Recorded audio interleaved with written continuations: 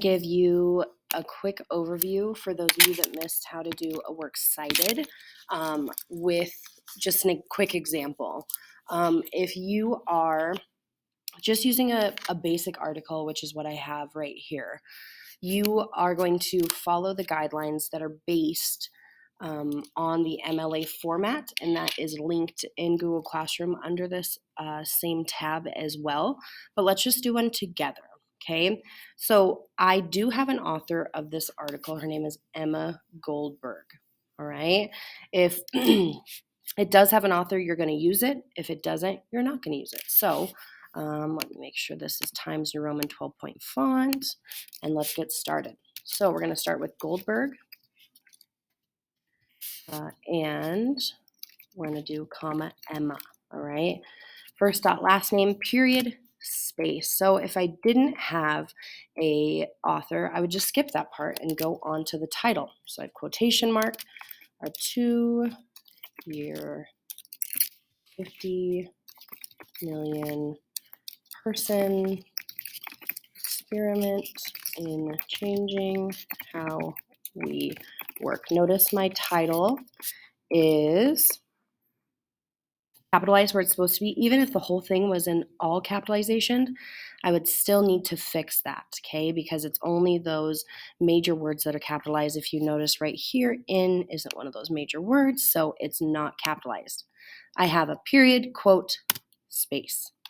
Next is going to be your container. Think of a container as something that holds the entire page. So it's going to be at the very top here. Mine's in the top middle. Sometimes it's on the top left. To cheat, you can look at the URL and you'll see if it matches. Mine is NY Times here. Okay, it matches. So the New York Times is going to be my container.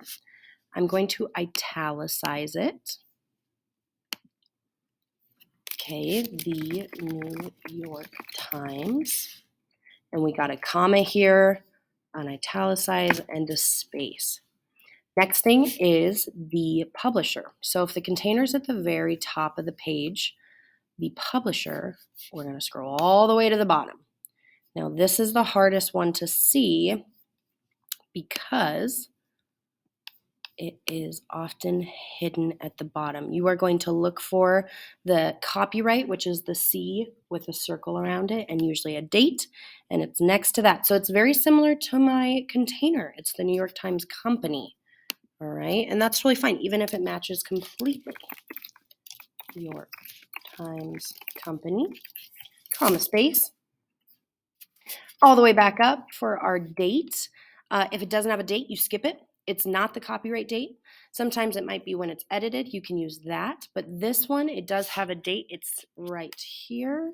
It will usually be at the very bottom of the article or at the very top by the author, all right, or the title. So 10 MAR, M-A-R period, it's shortened, 2022 comma. Last part here is the URL. So we're just going to copy and paste that in there. Period, space. Now this is the most tricky part, is the hanging indent. Hanging indent, I'm going to go to the second line. I'm going to click Enter, Tab. This line, I just have to click Enter, and it's good. I don't even have to tab it. Now, a couple important things is when you're doing these, they need to be in alphabetical order by the first letter. So if I didn't have a title in this article, I would just start with a 2-year blah, blah, blah, right? And that would go above Goldberg Emma, right? Second most important thing to remember is your in-text citation needs to match what is at the beginning, okay? So my in-text citation for this one is going to be in your, whatever, if you have your quote, it would be Goldberg, okay, oops. If I didn't have an author, it would be a 2-year blah, blah, blah, okay?